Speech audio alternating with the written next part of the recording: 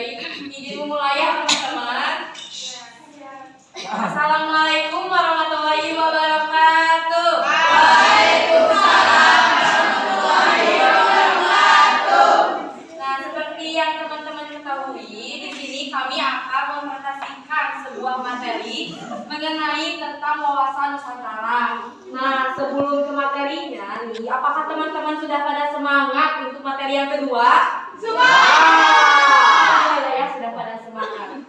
Kalau begitu, mari kita ke pengenalan dari kelompok wawasan Nusantara. Nah, kelompok wawasan Nusantara ini dari kelompok 7, teman-teman. Yang pertama ada saya sendiri, Sherly. Kemudian ada Saya Firman. Berdiri dong. Saya Cantika dan saya sekarang lagi. Nah, karena sudah ada pengenalan, selanjutnya ada materi wawasan Nusantara yang akan dijelaskan oleh kelompok kami. Ada 4 subbab. Yang pertama ada konsep wawasan Nusantara. Nah, konsep wawasan Nusantara ini mulai dari pengertian, hakikat, kemudian unsur, ada asas, tujuan, dan fungsi. Kemudian rasionalisasi wawasan Nusantara. Subbab yang keduanya ada Pancasila sebagai filsafat. Subbab yang ketiganya itu ada konsep geopolitik. Konsep yang keempatnya itu ada konsep strategis. Mari kita ke subbab yang ke-1. Ada konsep wawasan Nusantara yang akan dijelaskan oleh saya sendiri dan dengan teman saya yaitu Reza. Nah, wawasan Nusantara, pasti Nusantara itu sudah sangat familiar di telinga kita sebagai bangsa Indonesia. Karena kenapa sangat familiar? Yang pasti karena kita itu sudah belajar dari SD, SMP, SMA mengenai tentang keindonesiaan. Nah, oleh karena itu kita pastinya sebagai bangsa Indonesia sudah tahu gitu ya Nusantara itu apa gitu. Nah, di sini saya ingin bertanya pada teman-teman, karena kan minggu kemarin juga sudah dibahas sama Bapak Taufan. Nah, apa sih wawasan Nusantara gitu? Ada yang tahu nggak? Wawasan itu? Wawasan.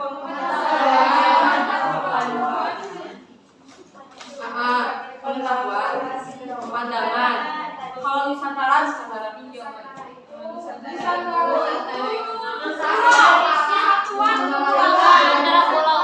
Nah, betul sekali ya yang disebut oleh teman-teman, bahwa yang disebutkan oleh teman-teman tadi itu merupakan pengertian secara etimologi. Nah, pengertian secara etimologinya itu wawasan Nusantara ada 2, ada wawasan, ada Nusantara.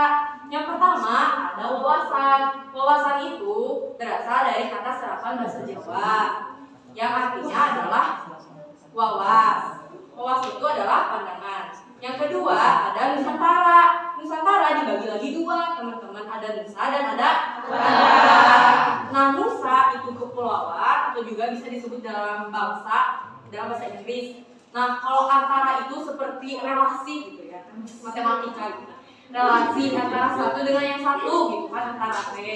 Jadi Nusantara itu merupakan bangsa-bangsa yang dihubungkan oleh pulau-pulau gitu, seperti itu.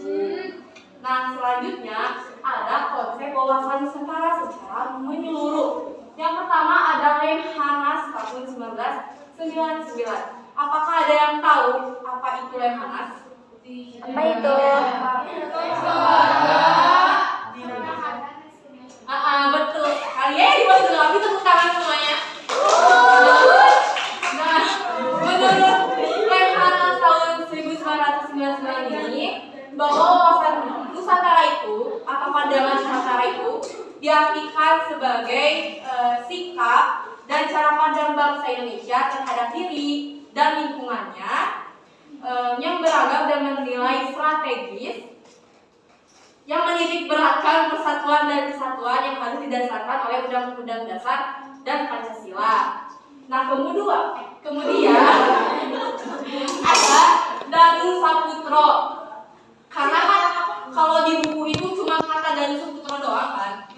Nah, saya itu penasaran siapa sih sosok Danu Saputro itu gitu ya. Nah, ternyata Danu Saputro itu nama kepanjangannya adalah Munajat Danu Saputro. Di mana Munajat Danu Saputro ini ada buku mengenai tentang wawasan Nusantara. Nah, menurut Munajat Danu Saputro ini, wawasan Nusantara itu merupakan cara pandang bangsa Indonesia terhadap diri dan lingkungannya terkait eksistensi yang saling terhubung dan pengusahaannya di tengah-tengah lingkungan yang berdasarkan asas-asas Nusantara, di mana asas-asas Nusantara ini akan dijelaskan oleh Reza. Oke, selanjutnya, nah mengenai tentang hakikat wawasan Nusantara. Apakah teman-teman ada yang tahu apa itu hakikat? Apa tuh? Apa tuh? Nah, hakikat itu adalah artinya itu keberadaan. Jadi keberadaan wawasan Nusantara. Nah, kan seperti yang sudah dijelaskan bahwa wawasan Nusantara itu atau pandangan Nusantara itu merupakan konsep pengembangan pengetahuan kita sebagai warga negara Indonesia mulai dari gagasan, ide dan cara pandang terhadap bangsa Indonesia. Oleh karena itu, keberadaan atau hakikat wawasan Nusantara itu sangat penting untuk kita pelajari. Karena seperti yang kita ketahui, bangsa Indonesia itu sangatlah beragam dan berbagai lapisan dari berbagai profesi. Dengan adanya kita mempelajari atau keberadaan wawasan Nusantara ini, kita dapat berpikir dan bersikap dan bertindak sesuai dengan Pancasila dan Undang-Undang Dasar 1945. Jadi kita itu memandang Nusantara itu harus sesuai dengan Pancasila dan Undang-Undang. Oleh karena itulah wawasan Nusantara itu dijadikan sebagai landasan visional bangsa Indonesia. Nah, selanjutnya ada unsur-unsur wawasan Nusantara. Unsur-unsur wawasan Nusantara itu ada 3. Yang pertama ada wadah, yang kedua ada isi, dan kemudian yang ketiga ada tata laku. Yang pertama itu ada wadah. Teman-teman, apa sih yang dimaksud dengan wadah gitu? Ada yang tahu? Ya, jadi wadah itu adalah tempat dari berbagai tata laku. Kan wadah itu contohnya seperti mangkok ya, berarti sebuah tempat gitu.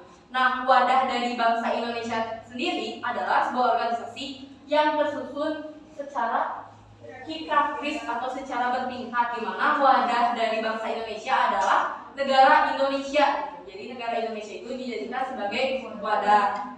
Nah, seperti karena kita membahas mengenai tentang negara Indonesia sebagai wadahnya, kan negara Indonesia itu terdiri dari berbagai pulau. Nah, karena banyaknya perbedaan, maka Indonesia itu disebut sebagai negara yang heterogen. Nah, kalau heterogen itu kan dalam kimia itu ada yang campuran 2 zat apabila disatukan pasti terlihat perbedaannya. Contohnya seperti minyak dan air kan kalau disatukan pasti terlihat perbedaannya. Nah, seperti itu Indonesia juga merupakan suatu perbedaan yang jika dicampurkan itu pasti terlihat. Contohnya kan kita seperti teman-teman di sini pasti kan ada yang berbeda tingginya atau kulitnya gitu misalnya. Nah, pokoknya gitu ya.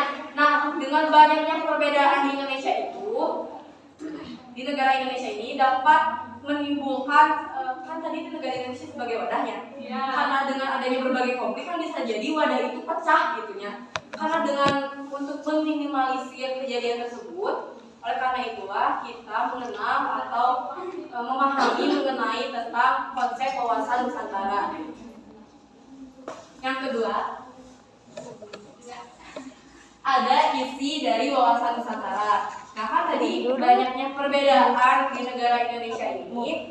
Oleh karena itulah isi dari wawasan Nusantara atau isi dari pandangan kita untuk mengenal Nusantara itu yaitu dengan cara mengimplementasikan dan menggali pengetahuan kita atau mengembangkan pengetahuan kita tentang bangsa Indonesia.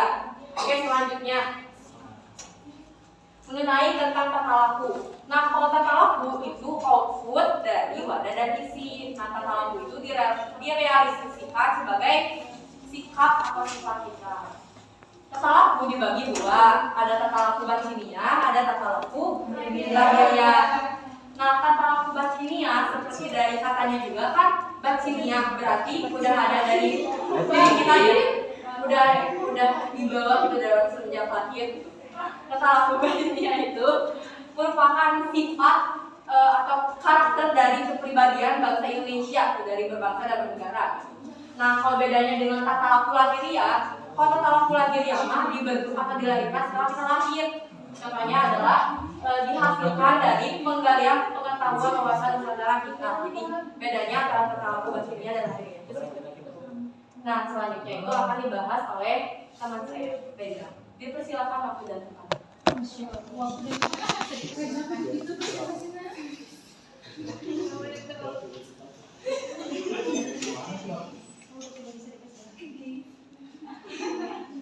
Oke teman-teman, di sini saya akan menjelaskan tentang asas wawasan Nusantara.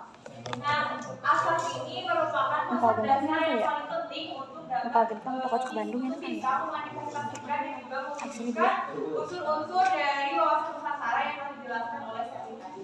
Adapun asas wawasan Nusantara yang pertama ada kepentingan dan juga tujuan yang sama. Nah, berbagai kepentingan yang ada di Indonesia ini harus dilandasi pada kepentingan bersama dibandingkan kepentingan pribadi atau golongan. Nah, hal ini dilakukan agar terwujudnya tujuan nasional. Yang kedua ada keadilan. Nah, segala peraturan dan juga segala kebijakan yang ada di Indonesia ini sama seperti kepentingan dan tujuan yang sama itu, jadi harus dilandaskan pada kepentingan nasional dengan mengesampingkan kepentingan pribadi atau juga golongan. Nah, segala peraturan yang ada di Indonesia ini harus ditetapkan berdasarkan kebutuhan dari seluruh lapisan masyarakat. Nah, sistem yang diterapkannya itu harus memenuhi rasa keadilan bagi seluruh rakyat Indonesia. Jadi harus merata keadilannya.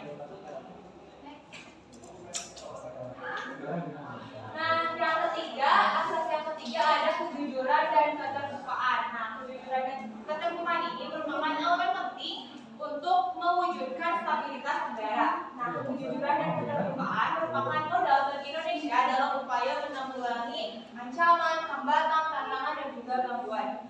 Nah, karakter jujur dan terbuka ini dapat meningkatkan kepercayaan sehingga dapat menciptakan keharmonisan dalam kehidupan berbangsa dan juga bernegara.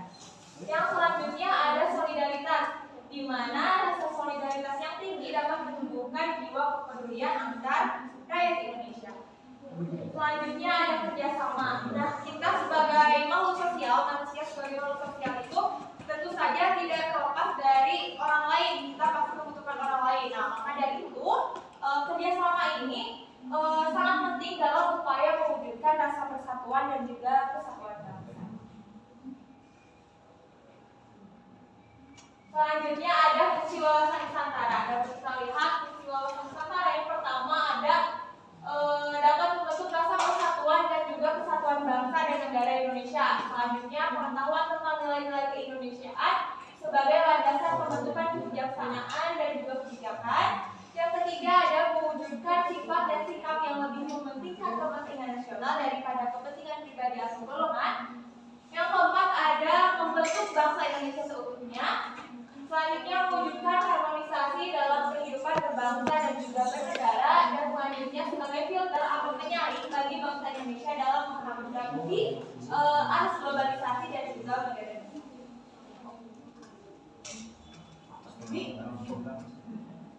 Selanjutnya rasionalisasi wawasan Nusantara. Nah, penerapan wawasan Nusantara ini diimplementasikan yang pertama terciptanya kultur penyelenggaraan negara yang sehat dan dinamis. Yang kedua terciptanya sistem ekonomi yang adil untuk kemakmuran dan juga kesejahteraan. Selanjutnya terciptanya kehidupan sosial yang harmonis dan kehidupan budaya yang relevan dengan semangat pembangunan nasional. Yang selanjutnya terciptanya kesadaran bagi bangsa Indonesia dalam berbela negara untuk mewujudkan negara Indonesia yang aman, kondusif dan juga tentram. Selanjutnya bab mengenai Pancasila sebagai filsafat bangsa Indonesia. Nah, dapat kita ketahui bahwa Pancasila itu berasal dari bahasa Sanskerta yang berasal dari dua kata, yaitu panca yang artinya lima dan juga sila yang artinya dasar. Jadi Pancasila ini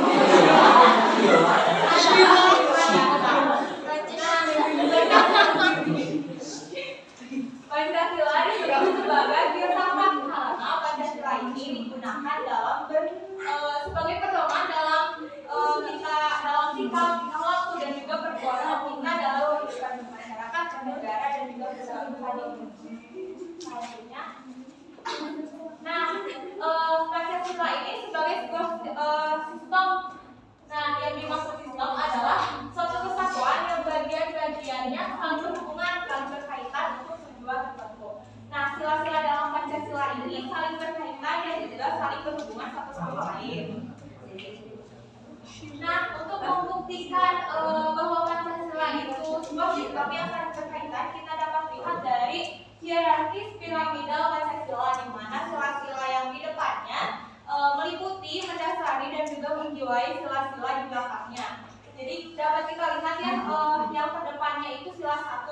Jadi sila 1 itu menjiwai, mendasari dan juga meliputi sila-sila di belakangnya, yaitu sila 2, 3, 4, 5. Selanjutnya misal sila 2. Sila 2 berarti tadi kan diliputi, didasari dan juga dijiwai oleh sila 1. Sila 2 juga mendasari dan juga menjiwai sila-sila di belakangnya, yaitu sila 3, sila 4, sila 5. Jadi sila di depan Mahmud, sila di belakang Mas yang di.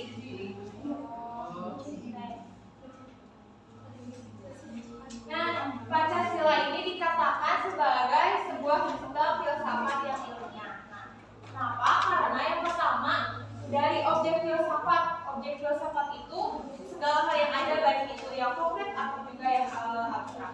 Di mana objek dari Pancasila juga yaitu bangsa Indonesia, maka dapat dibuktikan bahwa Pancasila ini memiliki objek. Selanjutnya metode filsafat. Nah, metode filsafat merupakan cara berpikir dalam menemukan sebuah hakikat. Jadi salah satu syarat yang selanjutnya adalah menemukan suatu hakikat. Nah, Pancasila ini diwujudkan oleh Insinyur Soekarno dari proses pendalaman atau penggalian dari karakter dan kepribadian bangsa Indonesia itu sendiri. Selanjutnya sistem filsafat. Filsafat itu ilmu tentang cara berpikir. Jadi filsafat itu merupakan induk dari segala macam ilmu pengetahuan yang ada di dunia.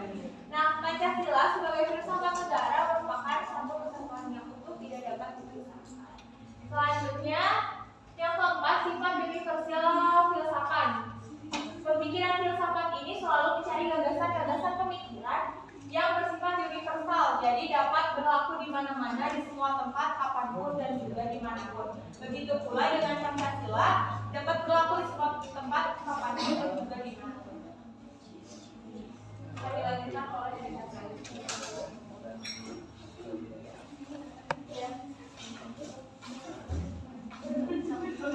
Oke teman-teman, di sini saya akan menjelaskan tentang konsep geopolitik. Geopolitik dipelajari sebagai disiplin ilmu yang membahas tentang sistem politik yang berhubungan dengan letak geografis. Secara umum, geopolitik adalah sistem politik atau peraturan-peraturan dalam wujud kebijaksanaan dan strategis nasional yang didorong oleh letak geografis suatu negara. Adapun para ahli yang memiliki pengertian tersendiri tentang geopolitik, yaitu yang pertama, menurut Karl Popper, yaitu sains nasional bagi negara atau sebuah doktrin pada determinisme spasial semua proses politik, terutama dari geografi politik. Yang kedua, itu kalau lengkapnya, tapi menurut tahun geopolitik adalah analisis interaksi antara di satu sisi pengaturan dan perspektif geografis dan di sisi lain proses politik. Ketiga, menurut Edhom Committee on Geography Association of American Geography, yaitu sebuah kajian tentang interaksi antara wilayah geografis dan proses politik. Yang kedua ada ruang lingkup geopolitik. Objek dan subjek dari geopolitik itu adalah wilayah-wilayah politik yang sudah terorganisir dan terintegrasikan yang dinamakan negara. Ruang lingkup dari geopolitik pada dasarnya mempelajari korelasi atau hubungan antara kehidupan berbangsa dan bernegara yang penuh dengan aktivitas politik dengan kondisi alam di sebuah negara. Ruang lingkup geopolitik terdiri dari dua, Yang pertama, analisis pola interaksi antara kehidupan politik masyarakat dengan melihat kondisi alam yang ada di lingkungan sekitar. Yang kedua, negara merupakan subjek dari geopolitik karena negara merupakan sebuah wadah bagi suatu bangsa dan memiliki kondisi geografis yang berbeda-beda. Selanjutnya ada perkembangan geopolitik. Secara historis, bangsa Indonesia dapat memerdekakan dan membentuk sebuah negara atas dasar persatuan dan perjuangan bersama dari berbagai keragaman yang ada. Beragam latar belakang yang dapat mempersatukan bangsa Indonesia, diantaranya rasa senasib sepenanggungan karena dahulu pernah dijajah dan mendapat perlakuan diskriminatif. Yang kedua, wilayah Indonesia pernah terpisah secara ideologis. Yang hal ini dikarenakan masih memakai teritorial ZEM maritim dengan ordinary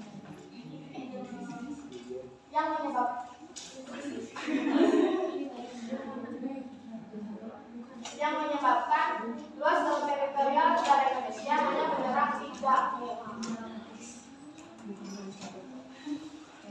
Masih berlakunya teritorial ZEM maritim dengan ordinary tahun 1939, laut yang dapat dibuat jarak 3 mil termasuk lautan luas dan sebagai perairan internasional. Dengan kondisi tersebut sangat mengganggu kedaulatan negara Indonesia. Wilayah negara Indonesia menjadi terbatas dan memungkinkan pihak laut dapat memanfaatkan kondisi laut. Nah, untuk dapat menjadi negara yang berdaulat, diperlukan upaya yang inovatif dan konsisten untuk mewujudkan harapan tersebut. Salah satu upayanya yaitu merealisasikan wilayah Indonesia yang berdaulat secara utuh. Maka pada tanggal 13 Desember 1957, Indonesia akhirnya memiliki konsep laut yang sempurna dengan deklarasi Belanda. Ini untuk menggantikan TZMO yang 1939 yang dianggap banyak merugikan bangsa. Inti dari deklarasi Belanda yaitu wilayah teritorial yang tidak lagi sejarah mengambil dari garis. Isi dari deklarasi Belanda ada 4. Yang pertama, perairan Indonesia, yaitu laut wilayah Indonesia beserta perairan dalam Indonesia. Yang kedua, laut wilayah Indonesia, jalur laut yang berjarak 12 mil. Yang ketiga, perairan kedalaman Indonesia, yaitu semua perairan yang terletak pada sisi dalam dari garis dasar. Yang keempat, negara Indonesia merupakan negara kepulauan atau archipelago. Terbitnya deklarasi Belanda membawa pengaruh signifikan terhadap berbagai konvensi negara. Salah satu hal yang paling nyata yaitu berubahnya konsep geopolitik di negara Indonesia. Kondisi geografis suatu negara atau wilayah menjadi penting sebagai pertimbangan dalam sebutan berbagai kebijakan. Selain ada kebutuhan atas wilayah perairan, geopolitik Indonesia juga dipengaruhi oleh arus globalisasi yang semakin maju dan perkembangan teknologi. Kondisi demikian mengakibatkan terjadi pergeseran konsep geopolitik di negara Indonesia. Pergeseran tersebut dilakukan dengan menjadi tempat persatuan dan kedaulatan bangsa dan Indonesia. Selanjutnya akan dilanjutkan oleh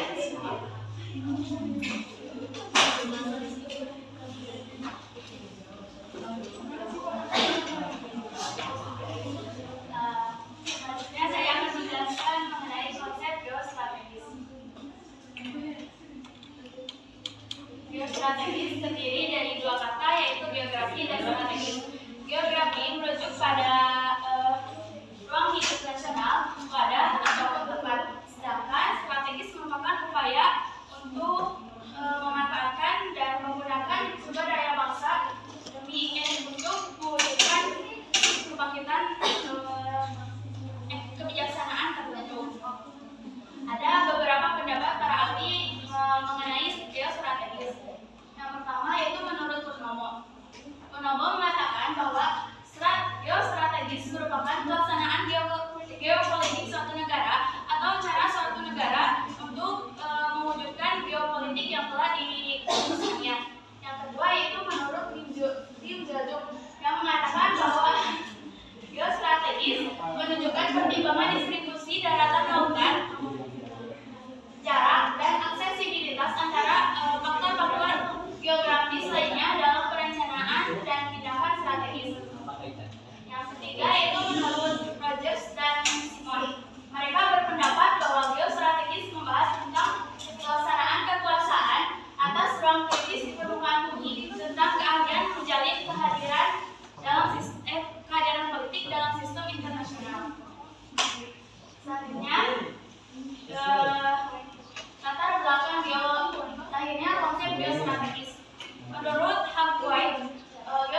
geostrategis merupakan kata yang masih asing.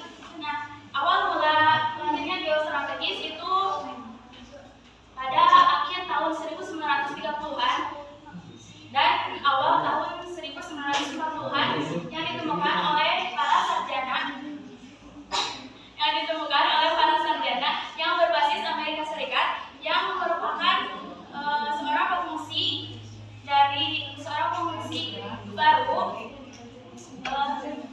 yang menghindari ancaman dari Nazi Jerman.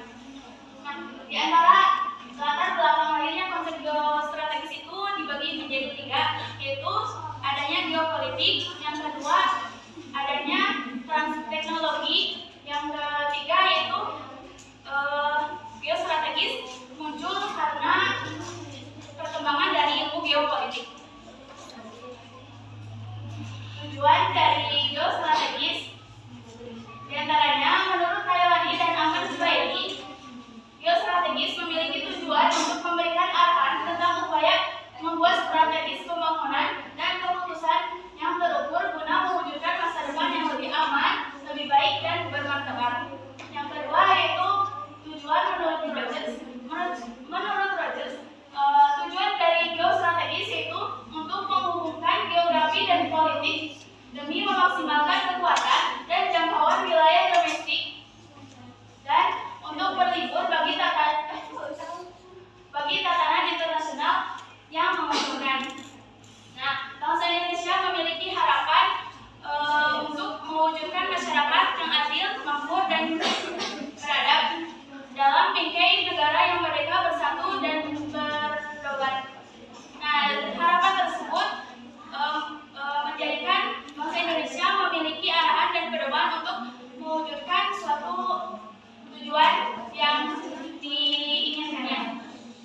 Nah, konsep geostrategis, di antara konsep geostrategis yaitu untuk memanifestasikan suatu nilai dalam kehidupan berbangsa dan bernegara yang kemudian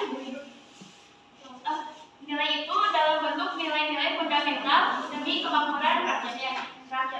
Nah, Heriawanto dan Sumanta mengatakan tujuan geostrategis diarahkan untuk yang pertama yaitu law and order, yaitu untuk mewujudkan untuk melaksanakan hukum dan ketertiban. Yang kedua yaitu welfare and prosperity, yaitu untuk mewujudkan kemakmuran dan kesejahteraan. Yang ketiga yaitu defense dan security, yaitu untuk mewujudkan pertahanan dan keamanan.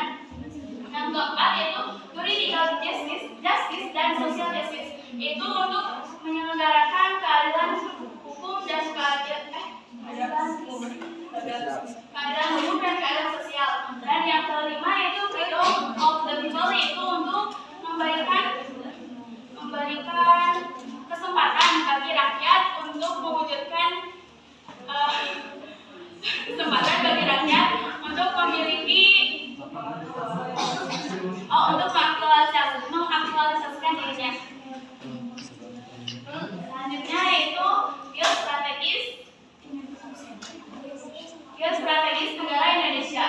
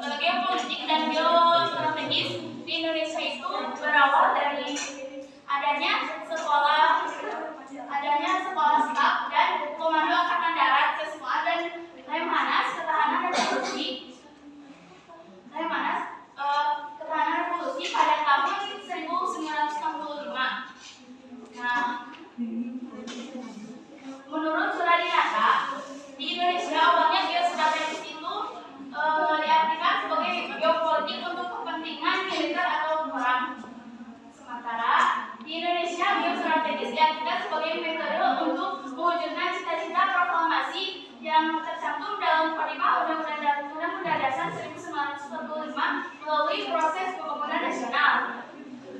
Selanjutnya, secara universal, geostrategis diartikan sebagai arah geografis kebijakan luar negeri suatu negara yang memiliki karakter agresif, ofensif, dan outward looking.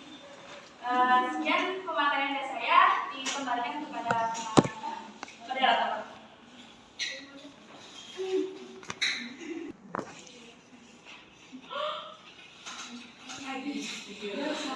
Oke teman-teman, karena tadi sudah menjelaskan, dari kelompok kami sudah menjelaskan materi mengenai tentang wawasan Nusantara. Di sini kelompok kami akan membuka sesi diskusi atau pertanyaan bagi teman-teman yang masih bingung gitu ya. Oke, pertanyaannya hanya satu pertanyaan. Baik, karena sesuai dengan secara sistematis dan logistik. Logistik. Pertanyaannya Apa akan guys? diserahkan kepada Revie. Silakan. Terima kasih kepada moderator yang memberikan kepada saya. Perkenalkan saya menjelaskan yang Nah, pertanyaannya ini berkaitan dengan tadi yang dijelaskan oleh Reza ya, mengenai implementasi wawasan Nusantara. Nah, jadi dalam kehidupan politik, wawasan Nusantara kan dihadapkan dengan penerapan iklim kenegaraan negara yang sehat dan dinamis, kemudian terciptanya pemerintahan yang kuat, inovatif dan amanah. Nah, namun pada kenyataannya di Indonesia belum dikatakan seperti hal tersebut. Nah, misalnya masih banyak pejabat di Indonesia yang korupsi. Bagaimana menurut pendapat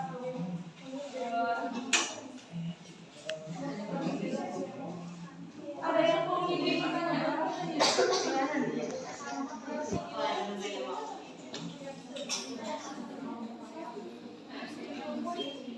Izinkan kami untuk berdiskusi.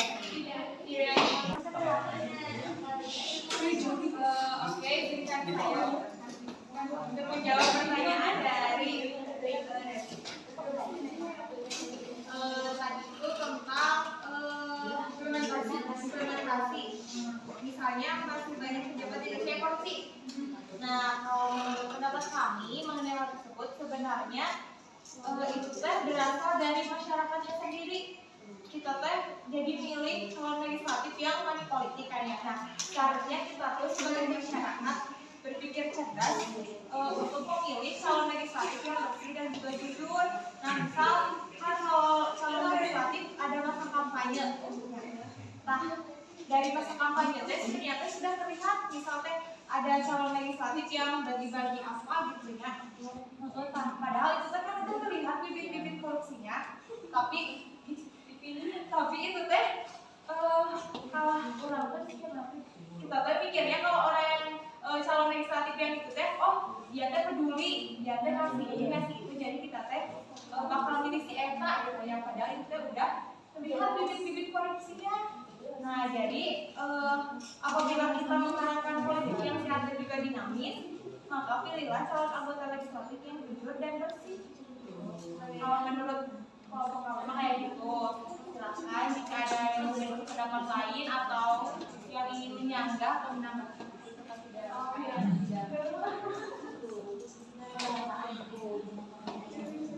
Berarti Reza yang salahnya teh dari Kitanya.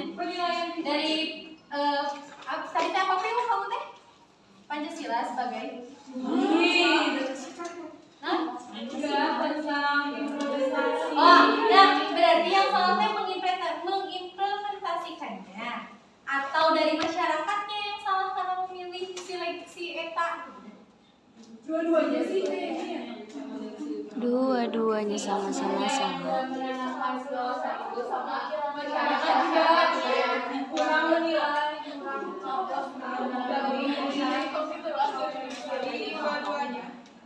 Dua-duanya. Kan saling ini kan berhubungan juga kan, berarti sih kalau misal si calon legislatifnya Berarti hal tersebut belum diimplementasikan di Indonesia. Itu yang kesimpulan ini. tadi sih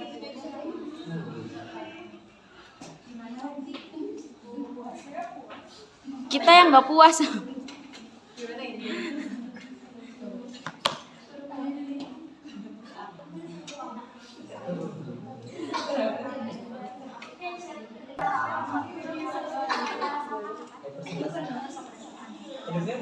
teman-teman, karena tadi tahap diskusi sudah selesai, maka sekian dari kelompok kami. Mohon maaf bila ada kesalahan. Apakah dimaafkan? Tidak. Alhamdulillah ya, dimaafkan. Terima kasih ya teman-teman. Wassalamualaikum warahmatullahi wabarakatuh.